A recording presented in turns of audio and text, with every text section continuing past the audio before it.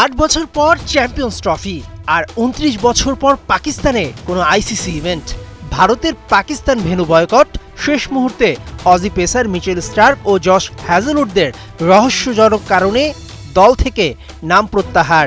এই champions trophy শুরুর আগেই আলোচনায়। টুর্নামেন্ট শুরুর আগে নানা রকম অ্যানালাইসিস, নানা রকমের প্রেডিকশন।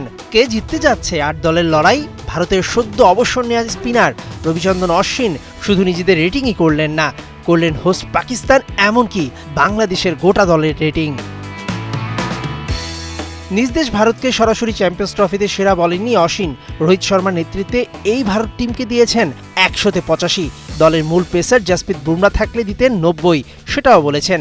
আসরের আরেক ফেভারিট নিউজিল্যান্ডকে দিয়েছেন একই নম্বর, অর্থাৎ 100-85। আমি ভারতকে 85 দেব, বুমরা থাকলে 90 দিতাম, কারণ ভারত বুমরা থাকলে আলাদা একটা দল।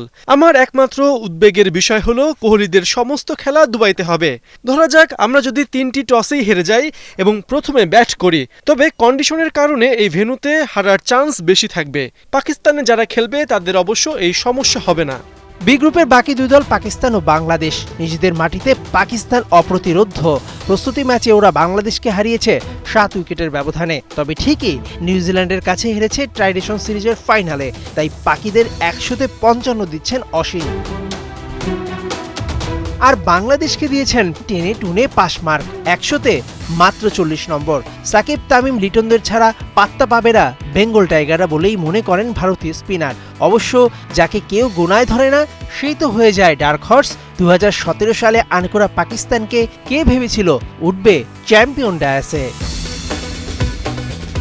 মেহেদি নাইম, 71।